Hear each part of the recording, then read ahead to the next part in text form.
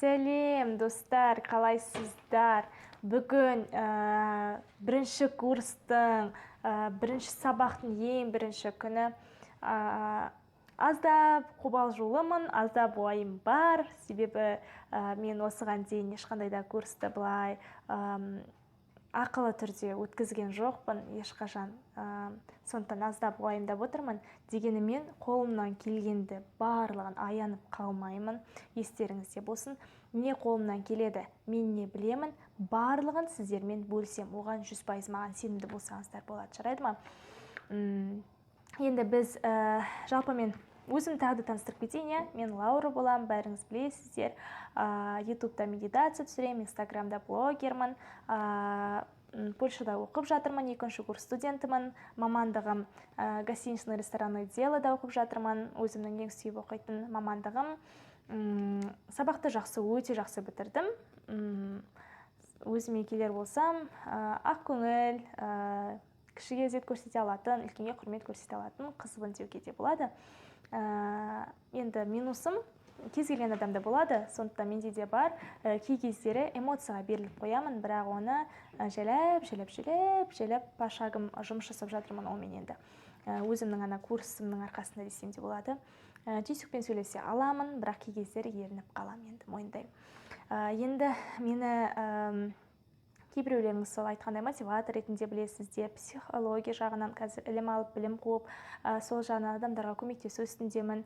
Марафонды бастадым, солмен жұмыс жасап жатырмын, тегін марафон. Ал ендігі кезек мен атты курсыммен жұмыс жасап жатырмын. Шыны керек, қобалжу басым, бірақ қолдан келгенді аянып қалмаймын. Барлығын тырысам жасауға. Сосын мен кітап шығарғанымды білесіздер, осы жаңа ғасырда дүниеге келген жаңа қыз атты. Ол кітаптың тарихына келер болсақ, ол кітап 27 мамыр күні мен 20 жасқа толғанымда шыққан болатын. Осыдан 2 ай бұрын мен Алматыда болдым. Алматыға келгенімде таксиге міндім. Сосын таксистпен сөйлесіп отырғанда, қарындас, сен қай жылғысың дейді маған. Қай жылы дүниеге келіп отырсың дейді. Пысықпын ғой, енді пысық кәдімгідей сөйлеп отырмын, шустырмын. Сосын айттым, аға, мен жаңа ғасырда дүниеге келген жаңа қызбын деп өзімше мақтандым ғой, қалай күшті жауап берсем болады екен деп. Сосын дәл солай жауап қайтарғам. Сосын сөзге шешен екенсіз, сіз деп қояды. Сосын 2000 жылғы деп сөйтіп сол айтып жатыр. Содан бастап сол кәдімгідей осы сөз миымда қалып, және кітап жазам деген менің басты мақсаттарымның, арманымның бірі болатын. 1 жыл бұрын негізден. Сосын осы жақындап осы Алматыдан Оралға келіп, сөйтіп жатқанда анам солай маған қолға салып, жаз, сен уже қолыңнан келеді, сен уже пісіватсың дегенде. Сосын анам уже маған мотивация бергеннен кейін, анам мені қолдап жібергеннен кейін қалай ол жерде жазбасқа болады деп, кәдімгідей жазып, дайындап кітапты, анаммен көмектесіп, қателерін түзетіп, солай осы кітапты дүниеге алып келген болатынмын. Осы 7 күн бойы осы сабақ кітапты жазғанда әр тарау өзінше бөлек, қызық, өте қатты. Және мен сіздерге осы тарау бойынша кітаптарды айтатын боламын. Осы жазған кітаптарымдағы мәліметтерді, керекті ақпараттарды айтатын болам, жарайды ма? Енді қазір мен сіздерге мұнда негізі осы нені кітап тақырыбын жалпы өзгердім деп қойған болатынмын. Дегенмен мен барлығын бөліп қойдым. Сіздерге де Инстаграмға салып қойған болатынмын. Бірінші күні мынадай, екінші күні мынадай, үшінші күні мынадай деп тақырыптарды бөлек-бөлек қойған болатынмын. Бүгінгі біздің тақырыбымыз өзіңді бос істермен әурелеме және менің таңдауым деп аталады. Солай осы 2 тақырыпты қазір қозғайтып боламыз. Жалпы мен мынадан бастағым келіп жатыр. 12 жастан бастау алған Лаура. Мен содан бастадым кітапты. Мынадай керемет бір Ньол Тичи деген кісі бар, сол кісінің сөзімен бастайын. Өз тағдырыңды өзің басқар, әйтпесе оны мен басқа біреу айналысады дейді. Шынымен де, құрметті достар, егер де біз өз тағдырымызды өзіміз басқармасақ, оны басқа біреу өз қолына алады да, өзі біз арқылы біздің тағдырымызды билейді. Есімізде болсын, естеріңізде болсын, жақсы ма? Жалпы мен осы тарауда не жаздым? 12 жастан бастап алған Лаурада. Мен Лаура 27 мамыр күні 2000 жылы дүниеге келдім. Орал қаласында дүниеге келдім. Мынадай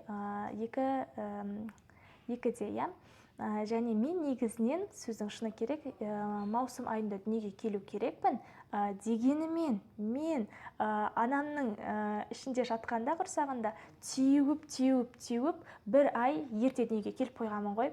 Сосын мен айтады, дүниеге қатты келгің келді сенің дейді. Мен кәдімгідей жанталасып, кәдімгідей сондай мен осы өмірді сүргім келеді дегенде мықты мотивациямен келген қызбын ғой негізі. Анам да сөйтіп айтады, ерте келдің сен деген өмірге құштарсың дегендей. Сөйтіп айтады. Шын, құты кезімнен өте ақылды болып өстім, зерек болып өстім, еңбекқор болып өстім, ізденімпаз болып өстім.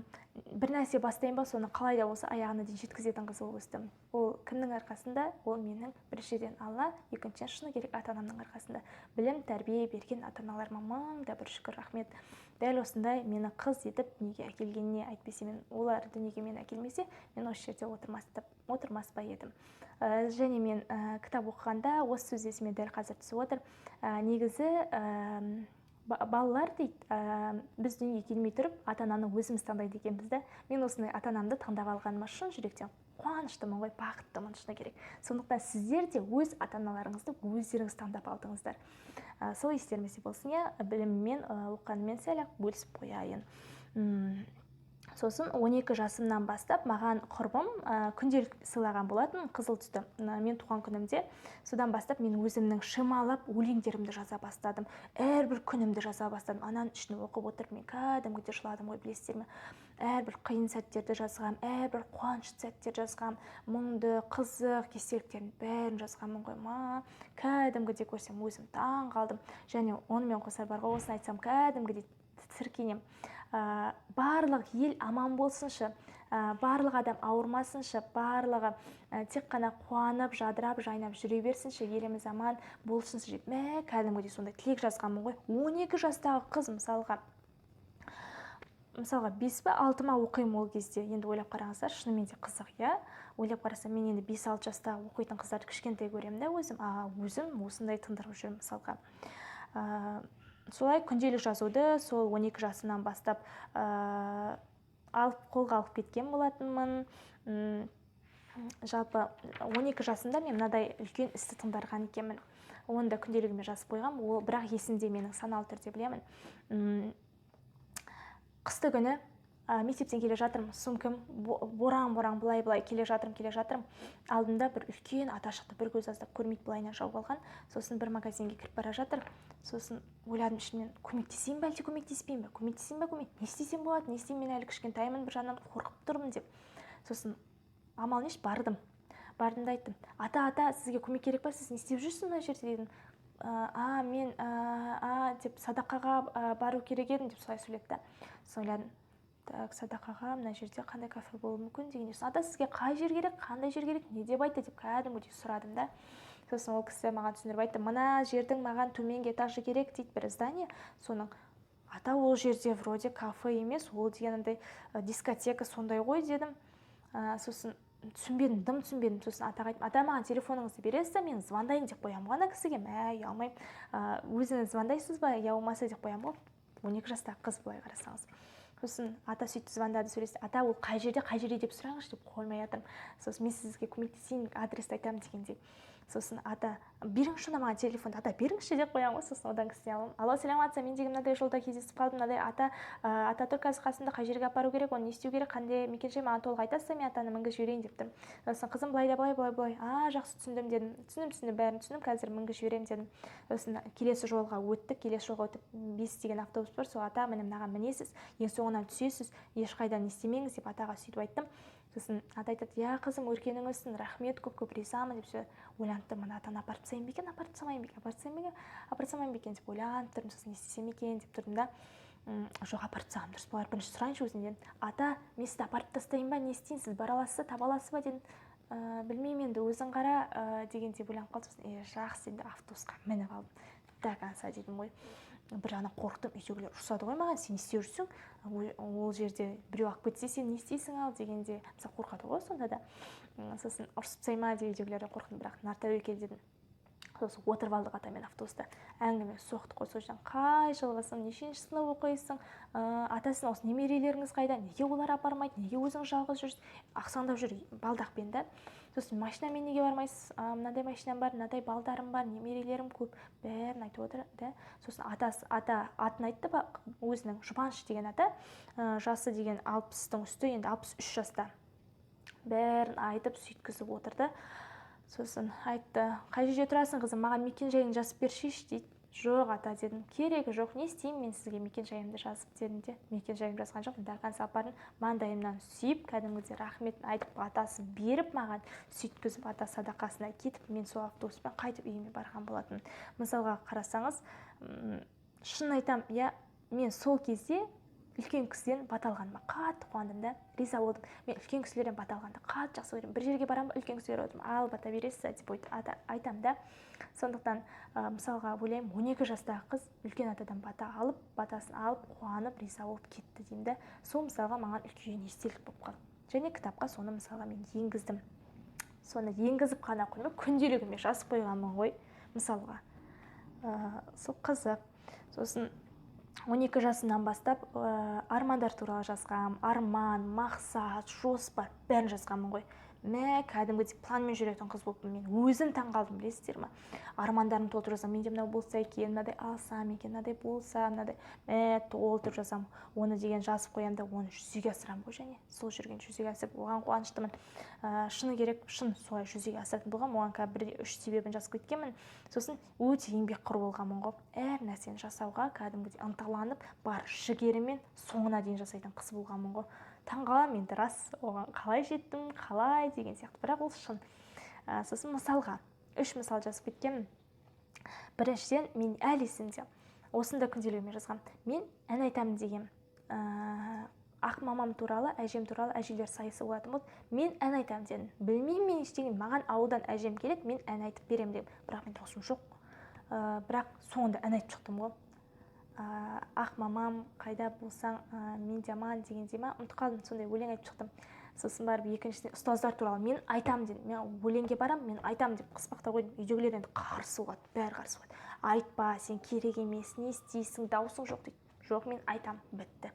Айтып шыққам соны деген. Сосын барып той болды бізде, 3-ші жазып қойған. Той болды. Мамалардың достарын, кәдімгі жақын араласатын достарының тойы болды. Сосын мен айттым, мен мына тойда билеймін дедім. Себебі маған ол кезде телефон керек болды да, бәрінде телефон бар, мен қатты телефон алғым келді. Ол кезде әлі есімде, сондай кнопочный телефондар болды, күшті, сондай алғым келді. Сосын мен қалай да болса билеймін, мен ақшаға, тойдан түскен ақшаға қалай да болса телефон аламын дедім ғой. Мен алам, билеймін дедім.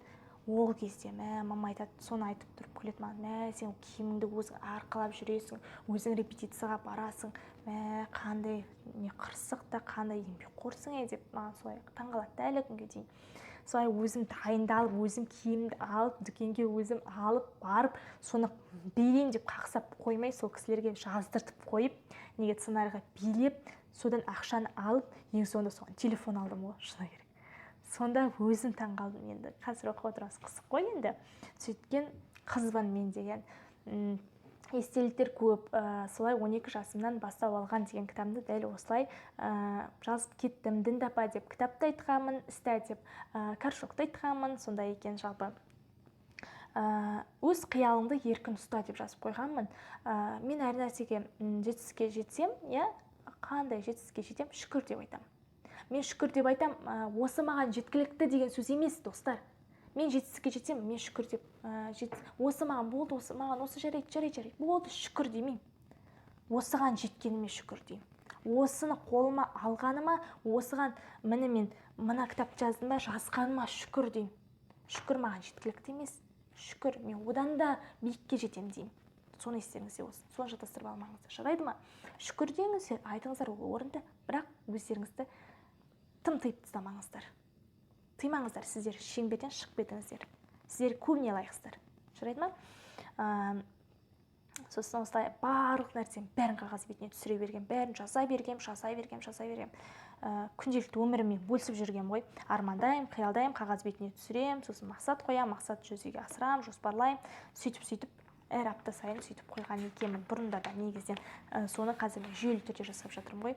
Енді сол кітаптың басына дәл осыны мен жазып кеткен болатынмын, достар, қысқаша айтқанда, қысқаша емес, енді толығырақ айтқанда. Енді біздер бірінші сабағымыз өзіңді бос істермен әурелеме дейді. Мынадай кісінің сөздерімен айтқанмен, іс қимылың нәтижесінен көрінеді дейді. Мен сіздерге айтқан болатынмын, иә. Достар, егер де сіздер нәтижеге қол жеткізгілеріңіз келе ме? Егер армандарыңыздың орындалғанын қалайсыз ба? Мақсатыңыздың орындалғанын қалайсыз ба? Онда сіздерге іс-әрекет керек.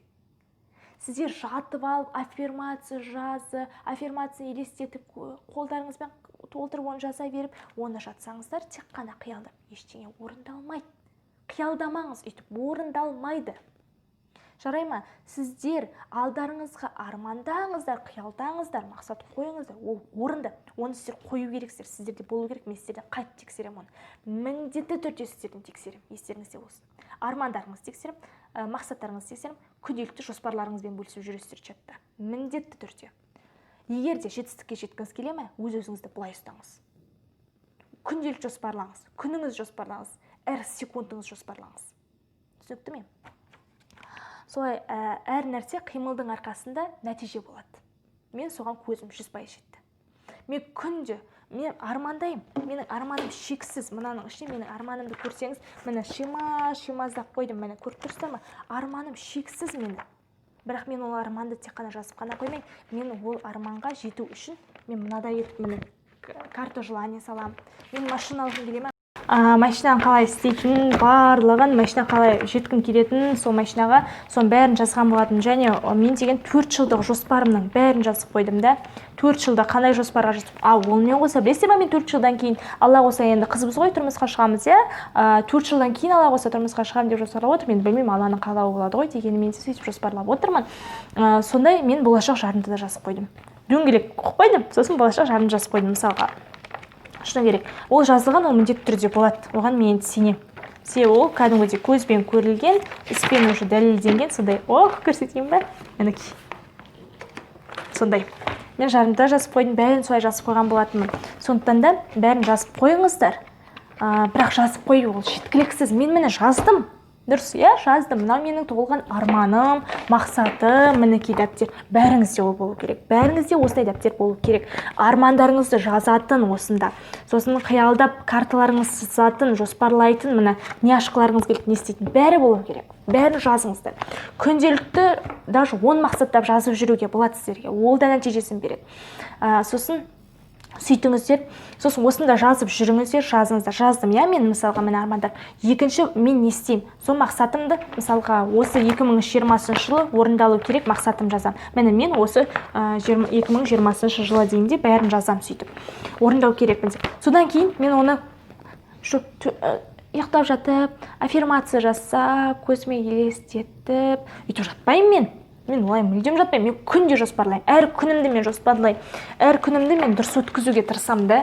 Себебі білмеймін ғой енді не болып кетеді. Міне уже дәптерім осы мына жерде жыртылып жатыр. Мен міне осылайынан көрсетіп шығайыншы. Мінекей мысалы мен әр күнімді осылай жоспарлаймын. Әр күнім жазам. Жоспарым жазам. Мына күні мен былай жасаймын, мына күнімде былай өтті. Әр күніме есеп беремін, әр күнімді жоспарлаймын. Ол менде уже бұрыннан қалып қойған қағида. Солай. Сонда сіздерге де соны кеңес беремін. Өтінемін солай жасаңыздар, өкінбейсіздер. Жасаңыздар, жай ғана мен жасаған жасаңызшы, өкінбейсіз. Түсініңіздер ме? Солай, өзіңді бос істермен әурелеме деп тақырыпты қойдым ғой. Неге білесіздер ме? Мен жалпы 6-шы сынып оқып жүргенде мені ойда жоқта ғылыми жобаға қатыстырды. Биологиядан түйе туралы қатыстырды. Сосын маған мұғалім айтты: Лаура, қорықпа, мен бәрін жасап беремін, тек қана сен аты жөніңді бер, былай жаса, егер де одан өтіп кетіп жатсаң, сен пысықсың ғой, сен сөйлейсің, жақсы сөйлейсің, сөйтесің деді. Одан кейін өтіп кетсек, қалалыққа барамыз, қалалықтан облысқа барамыз, облыстан республикаға барамыз деп солай мені күштетіп айтты. Қатты қызық кетті, өтіп кетсе екен деп күнде тілеп жүрдім. Сосын мен тілеп жүргенім өкінішке орай ол орындалмай қалды. Ол: Лаура, сен өтпегенсің деді. Сосын болды, қалып қойдым, осы жылы өте алмай қалдым. Мен онда неге екенін, қайда қатыса тұрамын білмеймін. Мен жобаны дұрыс білмеймін ол кезде, шыны керек. Сосын 2-ші жыл өтеді, 2-ші жылда сол мұғалім береді. Сосын мен айтамын: Сәлеметсіз, мені осы жобаға қатыстырасыз ба? Өтінемін, мен қатысқым келіп жатыр, мен тақырыпты істеймін, мен өзім бәрін жасаймын, тек мені қатыстырыңызшы дедім. Ол кісіге жоқ деді. Лаура, уже уақыт аз қалды, неше күн дедім, ұмытып қалдым, неге жазып қойғам оны, күнделікке уақыт болса жақындап қалды, үлгермейсің деп мені қатыстырмай тастаған. Қатыстырмай тастады, ол әлі есімде. Қатыспайсың, болды деді. Сонда мен ойладым, өзіңді бос істермен сонда жасамау керекпін ба, ол маған бос өтеді ме екен сонда уақытым дедім, бірақ көзімнен қатты жас келді. Мені қатыстырмай қалғанына, маған дәл солай айтқанына қатты жас келді. Мен әлі сол есімде, бірақ мен сол апайдың айтқанына қатты қуанамын. Неге? Ол маған мотивация берді. Істей алмайсың деді маған. Қолынан келмей қалады, уже сен үлгермейсің деді. Үлгерген жағдайдың өзінде де жетістікке жете алмайсың дегендей, мысалға солай болды да. Ішімнен айттым, мен қалай да болса қатысам, мен қалай да болса бірінші орын аламын дедім. Маған мықты мотивация болды да. Сосын бізде ол кезде мама мұғалім болып жұмыс істеді. Біз мама мұғалім болып жұмыс істеді. Мен сол мектепте оқушы болдым. Сосын мамаға бардым. Мама кабинетке бардым, мама айтты, мама, мен деген жобаға қатысқым келіп жатыр қатты, мен қатысайыншы дедім. Мама ол кезде отчет жазып отырды. Ол кезде сосын 2 жыл бұрын ба, жоқ 5 жыл бұрын ғой, 7-ші сыныптамын. Сосын айтты, жоқ Лаура, қатыспайсың деді. Мен саған одан ештеңе де көмектесе алмаймын, ренжіме, себебі мен қазір отчеттарым бар, толып отыр, ертең коронавирус тапсыру керекпін деп маған сөйтіп айтып тастады, ол есімде қойды қатты. Көзімнен жас ытқып кетті. Маған мама сөйтіп айтқанда мен қатты қабылдап алдым. Оны қазір мамадан сұрайсың ғой, неге өйтіп айттыңыз Лаура дейді. Ол кезде мен кәдімгі жаным шығып жүрді ғой, мектеп, оқушылар, соларды ойлап, кәдімгі сөйттім ғой дейді. Қазір мама мүлдем бөлек та, ол өзіне, кәдімгі дамуына сөйтіп қатты не істеп кетті, қызық кетті. Солай сөйтіп айтты да, сосын не істерімді білмей қалдым, сосын не істеймін. Сосын бірден мен басқа мұғалімге бардым да айттым, мен деген жобаға қатты қатысқым келіп жатыр. Мен қалай да болса қатысқым келеді. Мен 3 апта қалды, мен үлгерем ба дедім. Лаура деді, сен үлгересің, қатыс деді. Неге оған не істеп тұрсың деді, үлгересің деді. Бар, мына кісі саған қабылдамай тұр ма? Онда мына кісіге бар деді. Жүгіріп бардым да айттым, сәлеметсіз, мен қатты жобаға барғым келіп жатыр, мені қатыстырасыз ба, мен сіздің оқушыңыз бойынша бәрін істеймін, мен сөйтіп айтып жатырмын. Сосын айтты, Лаура деді, мә көріп тұрсың ғой, міне 2 оқушы тұр, үшеуің бірге не болып кетесіңдер деді. Үшеуің бірге таласып кетесіңдер, өте қиын болып кетеді деді. Сен бар ғой, мына химия мұғаліміңе бар, шеш оданша деді. Мен саған тақырыптар таңдап берейін, сен химия мұғаліміңе бар деді. Сосын тақырыптар толтырып жазып берді. Маған араның сүті ұнады. Сосын химия пәніне бардым, айттым, апай, мен жобаға қатысайын, мен қалай да сақтап шығамын, мен өзім істеймін, бәрін сөйтемін деп істедім. Алыңызшы мен жобаға деп. Мә деді, Лаура, үлкен кісі ғой енді. Жақсы деді, қатыс, жақсы, алам деді. Бірден қуанып жобаға кірісіп кеттім ғой бірден. Жобаға кірісіп кеттім, мама да көмектесіп кетті, ағаларым да көмектесті, араларға бардым, шақтара, бүйтті, сөйтті. Ең соңында шыны керек қалалықтан 1-ші орын алдым, облысқа өттім. Облыстан 2-ші орын ба алдым, ұмытып қалдым, республикаға өттім. Солай мен жобаға нәтижелі оралдым. Ол жобадан кейін мен мүлдем тоқтаған жоқпын. Мен республиканскийға да бардым, мен деген халықаралыққа бардым, Мәскеуден адамдар қатысып, соған да жобаға бардым. Болай қатыстым ғой мектепте. Содан кейін мен өрлеп кеттім ғой. Ең соңында мен кәдімгі жыл оқушысы болып, сөйтіп үздік аяқтап сөйтіп кеттім ғой. Әр нәрсеге қатыстым. Көшбасшы дегенге қатыстым. Одан ең бірінші тұрдым қалалықтан, сөйтіп бәріне талайына қатысып, сол апайдың арқасында мен сондай көп нәтижеге жетіп кеттім ғой бірден. Сенімділіктің арқасында, еңбекқорлықтың арқасында, сондықтан да қолдан келмейді деген нәрсе жоқ. Қолдан бәрі келеді. Білесіз бе не керек? Іс-әрекет керек. Қалай да болса сіз соған жеткіңіз келе ме? Қиялдаңыз, армандаңыз, мақсат қойыңыз, жоспарлаңыз әр күніңізді. Дегенімен де сіз әрекет жасаңыз да, әр күніңізді жоспарлай беріңіз да, істеңіз, қолыңыздан келеді бәрі. Әр күніңізді жоспарлаңыз. Сосын солай жасап, соның арқасында сондай нәтижеге жеткенімді жазғанмын осы кітапта. Қатты қуанамын да. Шүкір айтам. Сондықтан да мен айтқым келіп отыр, өзіңді бос істермен әурелеме дейді. Маған солай айтылды, өзіңді бос істермен әурелеме деп. Дегенмен мен соңына дейін барам дедім. Жетем қалай да болса дедім. Жеттім. Сіздер де солай. Жасайын дедіңіз бе, қолдарыңыздан келетіне сеніп тұрсыз ба, жүзбайсыз. Бас тартпаңыз. Бас тартпаңыз, айтса айта берсін жұрт. Мейлі сіздің отбасыңыз, мейлі сіздің ата-анаңыз, мейлі сіздің туыстарыңыз, мейлі сіздің достарыңыз айта берсін. Бас тартпаңыз. Өзіңізді қалауыңыздан бас тартпаңыз. Сізге айтады, дұрыс, маған айтқанда айтады. Не істеп отырсың? Өзіңді босқа осымен айналыспа шеш. Қолыңнан келетін тірлікпен айналыс шеш. Бос істермен не істейсің әурелеп өзіңді дейді. Жүрегіңіз қалай ма, жасағыңыз келе ма, тоқтамаңыз. Жасаңыз. Болды. Ешкім тыңдамаңыз. Шын айтамын, достар. Мен сіздерге марафонның бірінші күнде айттым ғой, ең бірінші. Жоқ, екіншісінде сіздер мақсат қойыңыздар, арман қойың, армандарыңызды жазыңыздар, мақсаттарыңызды қоршаңыздар дедім менді. Мен олай босқа айтпадым. Сіздерде өрлегендеріңізді қалаймын да, сіздерде өскендеріңізді қалаймын да.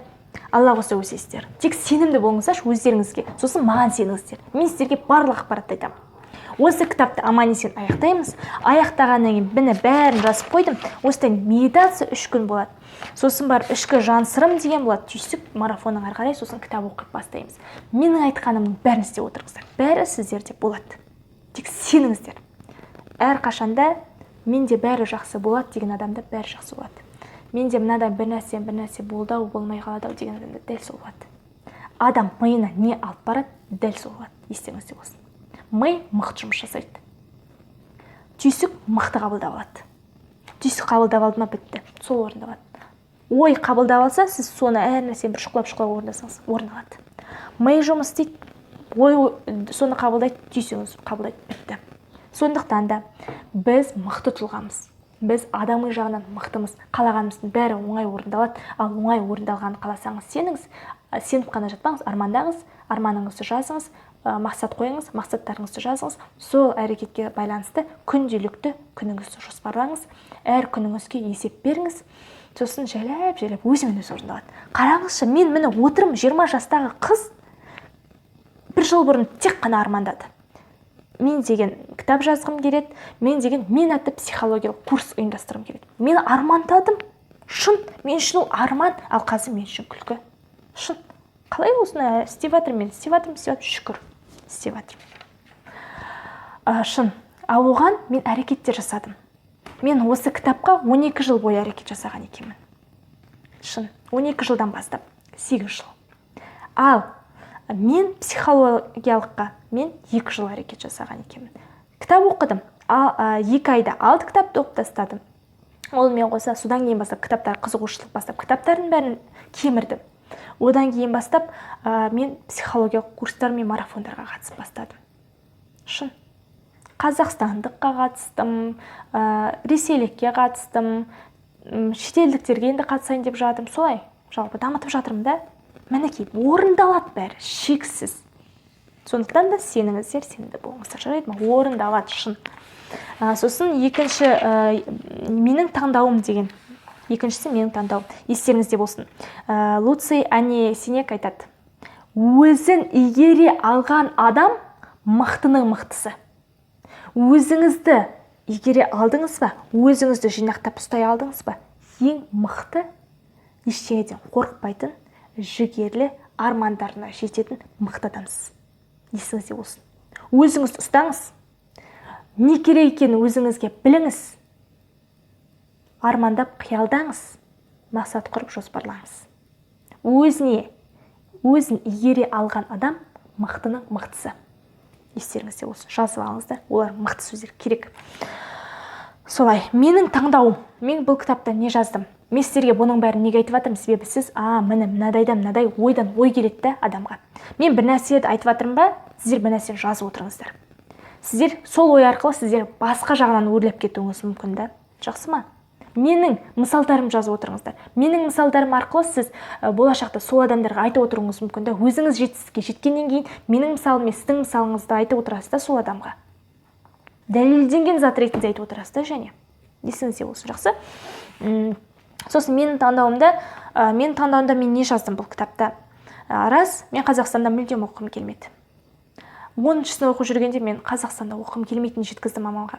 Мама айтты, жақсы, грантқа түсесің ба, қалаған оқу орнына бар деді. Мен алтын белгіге келе жатырған қызбын. Елімді көркейтсем, еліме қызмет етсем, ана ел мен мына елді біріктірсем, сол елдегі затты Қазақстанға келіп, анада Қазақстанға апарып, сол нәрсені анда ашып, мында ашып деген ойлар болды. Сосын мен 10 сыныпта бір қызбен сөйлесіп Ресейге түсетін болдым. 11 сынып жүргенде 11 сыныпта өзіме құжаттар жинадым. Ресеймен Будапештке түскім келді, Венгрияға. Сөйтіп жүріп құжаттар жинадым. Ресейдің 2 жоғары оқу орнына тапсырып тастадым, Венгрияға тапсырып тастадым. Бірақ менің қалауым болған жоқ. Менің қалауымның жартысы болды, Алланың қалауының жартысы болған екен. Мен Польшаға түстім, інім арқылы түстім. Анамның сообщение келді анама, былай да былай 9-шы сыныптан кейін балдарға тегін гранттар жүріп жатыр екен дегенде, сосын інімді барып көрейік, егер де ол тесттан содайдан өтсе, онда грантқа түссе мүмкін көрерміз деген сияқты. Өтпесе өтеді, өтсе өтеді деген сөздер ғой баяғы. Сөйтті, бардық, інім өтіп кетті, маған 3 рет қолқа салды, сен бар деді, бірақ ақша төлейсің, ақшанды бірақ кері қайтарып аласың деп. Мен айттым, мен бармаймын дедім. Мен барсам, мен тек қана грант дедім, мен алтын белгіні не үшін алып келе жатырмын дедім. Сөйттім да, мен қатты қаладым, бірақ шетелде оқығанды қатты қаладым, мен қызығатынмын. Бір қыз Лондонға кеткенде мен қатты қызықтым, мен қатты қаладым, іштей күнде тіледім, мен әрбір оразада тіледім, мен шетелде оқығым келеді, мен сол үшін бірақ еңбектендім, ол шын. Іс-әрекет жүзінде дәлелдедім ол. Қатты қаладым, армандадым, айттым, жақсы, Қазақстанда оқиын, бірақ та мен қалайда болса шетелде оқығым келеді, оқимын деп талпындым, бірақ орындалмай қалса ештеңе етпейді, Лаура, магистратура бар, оқисың дедім. Сөйтіп жүріп, сөйтіп маған қолқа салды 3 рет, мен келіспедім. Ең соңында әкеме барғанда әкем айтты, екеуің барсаңдар бірге барасыңдар, бармасаңдар бармайсыңдар деді. Сөйткенде мені екеуің жерге қалдырмаймыз, оқыңдар деді. Біз бардық, сөйтіп жүріп сол жақта оқыдым. Шетелді арман қуған қыз шетелге оқуға түсті ғой. Мен үшін күлкілі, мен үшін қызық. Қатты қаладым, қатты армандадым, білесіздер ме? Менің арманым сол үлкен арманым болды ғой. Үлкен арманым орындалды ғой. Сол кезде менің таңдауым шетелде оқу болады. Шетелде оқып жатырмын, шүкір. Сөйтіп жүріп түстім. Сөйтіп жүріп шын ақшамды қайтарып алдым. Айына 200 мың, 250 мыңнан бастап жұмысқа кіріп, жұмыс істеп, оқуымды да төлеп, общежитиемді төлеп, сондай ақшаға жетті. Шын Қазақстанға да келдім. Алдыңғы жылы тек 1 жыл Қазақстанға келмедім, ал екінші жылы уже осы жылы келдім. Шүкір. Сонда менің таңдауым сол болды. Мен Алладан қатты тіледім. Білсеңіздер ғой. Алладан шын жүрегімен тілесеңіздер, шынымен де дұға оқысаңыздар, Алла ешқашан қолыңызды қайтармайды екен. Соны біліңіздер. Жарай ма? Мен тіледім, әр секунд сайын, Алла, мен деген сонда шетелде оқығым келеді. Ол менің үлкен арманым. Мен сол арманыма жетсем ғой деп мен қатты қаладым. Шүкір айтам, мен соған жеттім. Менің таңдауым сол болатын, таңдауына жетті мына отырған қыз. Шын қызық, иә, мысалға. Сондықтан да армандаңыздар, шын жүректеріңізбен тілеңіздер. Жай ғана былайна отырып қана, ай, маған керек еді былай деп айтпаңыздар. Жарай ма? Сіздің таңдауыңыз сол ма, нақты ма? Алладан шынымен де тілеңіз, не үшін керектігін айтыңыз және. Не үшін? Жарай ма? Сөйтіп Польшаға түстім, қазір Варшавадамын, білім алып жерде жалғастырып жатырмын. Оның өзі мен үшін, ол қалаға түсудің өзі маған фантастика болды. Мен кішкентай қалаға түстім, үлкен қалаға ауыстым, сөйтіп жүрдім. Солай соны жазғанмын, және мен Польшада жүріп Қазақстанды мықты дамытып жүрген қызбын деп мен айта аламын. Неге? Себебі маған ұсыныстар көп түседі. Лаура, мен пысықпын аяқта да. Лаура, Қазақстан туралы не қорғайсың ба дейді. Не қорғайсың ба, слайд қорғайсың ба, презентация қорғайсың ба дейді. Мен қорғаймын деймін. Түгел поляктар отырады сахнаға шығам, кәдімгідей мынадай айтам да қорғаймын. Қазақстан ең бірінші гимн ойнатам, тұрып алам да гимн қолыма төсіме жақындатам да гимнді кәдімгідей айтып берем, айқайлап тұрып айтып берем. Бәрі автоматты түрде тұрады, бәрін тұрғызам, бәрін қолдарына ұстатам, ауыздарын жыбырлатам. Өкінішке орай видео жоқ, дәлел ретінде, бірақ шын. Сол кезде мен қатты тітіркендім, қатты қуандым. Елімді сол кезде дамытып жатырғаныма, кішкентай болса үлесімді қосқаныма. Барлығын айтып бердім, елім туралы әрбір неде мен елімді мақтап, елімді айтып отырамын. Біздің елді ешқашан жамандамаңыздар. Біздің ел мықты ел болады. Алла қосса деймін. Солай сөйтіп айттым. Сол кезде қуанышым қатты қойныма сыймай, жүрегімде қуаныш, сөйтіп жүрегім бақытқа толы, сөйтіп айтқан болатынмын. Нағыз патриот қызбын ғой, шыны керек. Елімді қатты жақсы көремін. Білмеймін, бір нәрсе айтам, аштай алмаймын енді. Сосын мен сіздерге мынаны айтқым келіп отыр. Менің таңдауым көп болатын. Мен прямой эфирде айтқан болатын, бірақ тағы да айтқым келіп отыр сіздерге. Мен кішкентай қалаға түстім. Кішкентай қалаға түсіп, мен айттым, 2 айда мен 6 кітапты оқып тастадым. Шын сөйтіп білім іздеп, әрі қарай дамығым келді, себебі бос жаттым да, ол кездері сабақ каникул болып қалды. Маған дейін жұмыс жасауға болмайды әзірге, сондай уақыт болып қалды. Сосын мен кітап оқып дамыдым. Сосын сөйттім де мен айттым, Лаура деді, келесі жылы сен мына қалада оқымайсың, мына қала сенің орның емес, дедім. Кішкентай қала ғой енді, мен үлкен қалаға бармын, мен астанасында оқығым келеді, мен андағы адамдарды көргім келеді, мен деген иностранецтермен сөйлескім келеді. Сөйттім да, сосын айттым, сен келесі жылы Варшаваға көшесің дедім. Бірінші кетті. Екіншісі менде практика болды. Практикадан сен ең 5 жұлдызды қонақ үй, ең мықты, әйгілі, атақты, барлық елдер танитын қонақ үйге барасың, сол жерден практика өтесің дедім. Үшінші, сол жерде не істегің келеді, соны айтасың дедім. Төртінші, сен сол жерде қалай да болса жұмысқа тұрасың дедім. Сол жерде тұрасың дедім. Бесінші, дәл орталықтан квартираны табасың дедім. Мен үшін арман болды. Мен үшін қорқыныш болды. Шын. Қатты қорықтым, жүзеге аспай қалса ше деп. Менің үлкен арманым жазғы каникулдағы алдыңғы жазғы каникулдағы менің арманым осы болды. Сосын мен деген жазда деген неге бардым. Ауылға барғанда анам айтты, құдықтың басына тұрып, Лаура деді, егер де мыналарың орындалмай қалса, ренжіп жүрме деді. Ренжіп жүрме ешқашанда деді. Орындалмай қалса, сол қалада оқи бер, ештеңе етпес. Бітіресің, оқисың деді. Мама деді, мен ренжімеймін ештеңеге, бәріне шүкір, рахмет, оқып жатырмын деді. Бірақ мама, мен қалайда болса жетем дедім. Алла қосса деймін, мен жетем дедім. Сөйтіп жүрген қыз бәрін орындады ғой. Келесі жылы өзі алтыда Варшаваға көшті. Өзі университетке түсіп, өзі бәрін документін реттеп, университетке түсті мысалға. Түннің бір оған заттарымен ана қаладан мына қалаға дейін келу, ол мынадай көп зат ол деген. Индустар айқайлап жатыр, шум ана жақта деген. Бірақ келдім, орта жолға дәл ортасына түспедім, квартира таппадым, шет жағына бардым біріншіден, сол жаққа қарай үйрендім. Сосын барып қонақ үйге, 5 жұлдызды қонақ үйге қабылдайды мен дедім, сол жерге бардым, сенімді түрде қабылдатқыздым. Өзімнің қалаған жеріме практикадан өтем деп мен айттым. Мен мынадай күні маған 80-60 сағат бет, мен өтпеймін олай дедім. Мен дүйсенбіден жұмаға дейін өтем, таңнан кешке дейін дедім, 6-ға дейін ба, сондайға дейін дедім. Жақсы дедім. Өттім бәрін. Сосын қалаған жеріме, сол жерде мен осы жерге жұмысқа тұрғым келеді дедім. Жақсы дедім. Жұмысқа тұрдым. Сосын тұрғаннан кейін барып уже кішкене үйреніскеннен кейін дәл ортасынан арзан сомаға, қалайда болса Алла маған арзан сомаға дәл ортасынан квартира тауып берші дедім. Соны қайта-қайта жаза бердім, қайта-қайта миыма апардым, және іс-әрекетті жасай бердім, іздей бердім. Қолымнан келмейтіндерде сенім болды, азап қорықтым да, бірақ сенімді болдым да іздей бердім, іздегенмен таптым. Ең арзан сомаға квартираға жалдандым. Дәл қасымда тұрып жатырмын, бәрі орындалды. Білесіз, бәрі орындалды. 100%. Менің қалағанымның бәрі орындалып жатыр. Сіздердің де қалағандарыңыздың бәрі 100% орындалады. Артыңызды сіздің трансформация жасаймыз, Алла қосса. Кітап бітеді, медитациясын тыңдаймыз, түйсікпен ары қарай байланыс жасаймыз, сіздермен трансформация жасаймыз, артыңыздың бәрін мықты, бәрін таптаса етеміз, алға қарай басасыз, бәрі сізде мықты болады. Мен 100% сенемін, 100%. Сен менде болған заттардың бәрі сізде де болады. Сіз Алланың құлысыз, мен де Алланың құлымын. Екеуміз сізде бәріміз теңбіз.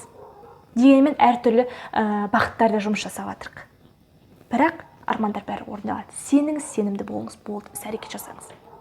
Міне, мен сіздермен өзімнің өмірімді, өзімнің арманымды бәрін бөлістім, ал сіздің қолыңыздан келеді, одан сайын даму келеді. Менің айтқанымның әрбіреуін жазып отырыңыз, әрбіреуін миыңға тоқып отырыңыз, жақсы ма? Мен келесіде сіздерге, мен мына кітапта мықты әдет заңымен сіздермен бөлсем, ол мықты.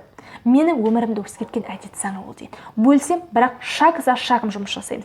Ешқашанда бірден тез ештеңе болмайды. Бәрі жайлап. Оған мен сіздерге қол жеткізуге көмектесем. Мен сіздердің өмірлеріңізді өзгертпеймін. Бір айтам. Ренжімеңіздер, мен сіздердің өмірлеріңізді өзгертпеймін. Мен сіздерге кеңес берем, мен сіздерге бағыт берем, мен сіздерге көмектесем. Ал өмірлеріңізді өзгерту өздеріңіздің қолдарыңызда. Әркімнің қолында өзінің өмірі.